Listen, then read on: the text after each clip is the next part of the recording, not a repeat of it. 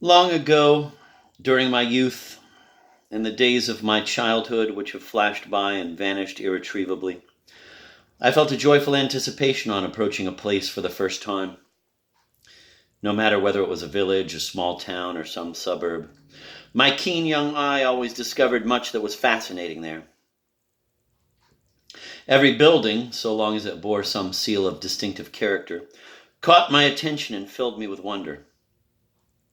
It might have been some stone administrative building in the standard style of architecture, half its windows false, sticking up all alone above a cluster of lower, middle-class, one-story log houses. It might have been a well-rounded cupola covered with white sheet iron, rising above a new church, whitewashed to shine like snow. It might have been a marketplace or a local dandy chanced upon in the center of a small town. Nothing escaped my fresh, keen eye. And, with my nose poked out of the carriage, I would stare at the unfamiliar cut of a coat, at wooden boxes, some containing nails, some holding sulfur which gleamed yellowish even at a distance, others with raisins or soap, all seen in a flash inside a grocer's, along with jars of stale candies from Moscow. And then I would watch an infantry officer walking along, swept by destiny from God knows what corner of the country to the backwoods boredom of this small district center, or a merchant wearing a fur jacket, dashing by in a light carriage. And then, in my mind's eye, I would follow all these people into their lonely lives. If some local clerk passed by, I would wonder, where can he be going? To a party? To see some colleague of his? Or simply home to sit for half an hour or so by his door, while the twilight turns to thick darkness, and then to have an early supper with his mother, his wife, the wife's sister, and the whole family? And what will they be talking about when the servant girl, with beads around her neck, or a boy servant in a quilted jacket, brings in the candle in the old familiar candlestick after the soup has been served? Driving up to the village of some landowner, I would look curiously at a tall, slender wooden belfry or at a squat, dark, old wooden church. From afar, the red roof and the white chimneys of the landowner's house beckoned temptingly to me through the green foliage, and I waited impatiently for the moment when the orchard surrounding it would part and it would be there, full size.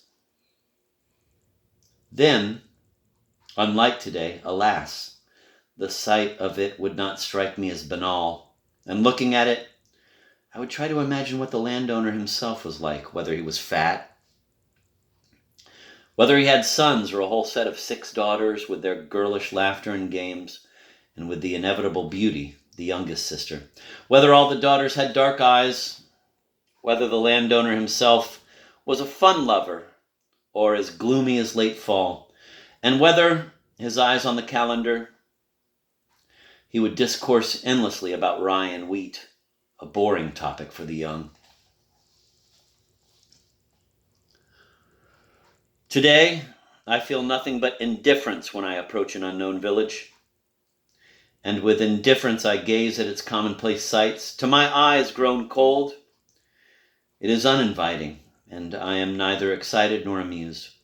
Things that would have brought a lively expression to my face, made me laugh and set loose torrents of words, now glide past me, while my motionless lips preserve a detached silence. Oh, my youth! Oh, my freshness! Chichikov, thinking about the epithet the peasant had applied to Plushkin and laughing inwardly at it, had failed to notice that he was now in the middle of a large village with many streets and houses. Soon, however, he became aware of this fact because of the jolting of his carriage on the uneven wooden roadway, compared to which the cobbles in a town are ideally smooth. Like piano keys, the logs of the roadway kept rising and falling, and unless he took the necessary precautions, the traveler could acquire a bruise on his brow or a lump on the back of his head, or even, perhaps, cut off the very tip of his tongue with his own teeth. Chichikov noticed that the buildings were unusually shabby. The logs of the cabins were old and darkened. Many of the roofs were as leaky as sieves, and many houses had nothing over them but the ridge-pole and the cross-beams like so many ribs. It may have been that the occupants of the houses themselves had removed the shingles, reasoning, and quite rightly, that anyway the huts were no protection when it rained, and when it wasn't raining, what need was there to coddle oneself inside when there was plenty of space in the tavern, or in the streets, or wherever? The windows in the houses lacked glass, and some were stuffed with rags or sheepskins. The railed balconies, which, God knows why, are a part of Russian peasant huts, sagged so badly and were so blackened that they were no longer even picturesque. In places, huge stacks of wheat stretched in rows behind the cottages. It was obvious they had been standing there for a long time, since they were the color of half-baked brick, and had all sorts of weeds growing on them, and even on one of them, a shrub which had managed to spring up in a corner. The wheat belonged, apparently, to the landlord. Against the clear sky behind the wheat stacks and the ramshackle roofs of the cottages, two village churches kept appearing, sometimes on the left, sometimes on the right, as the carriage followed the turns in the road. One was wooden and disused, and the other had yellowish stone walls that were stained and cracked.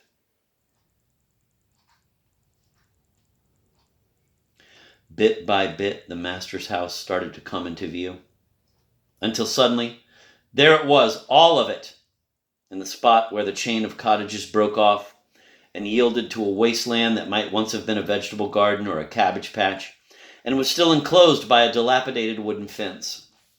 This strange, disproportionately elongated castle called to mind a crippled old man. In places it was only 1 story high, in other places 2. Above its dark roof, which did not everywhere provide protection against the rain, 2 rickety belvederes, bearing no trace of the paint that once covered them, stuck up facing each other. In spots, the walls of the house revealed the naked lathe, and it was obvious they had been through all sorts of weather, rain, wind, and autumnal storms. Of the windows, only 2 were used as such, the rest being shuttered or boarded up, and the 2 active windows had a squint. A triangle of blue paper, of the sort used for wrapping sugar, was stuck across one of them.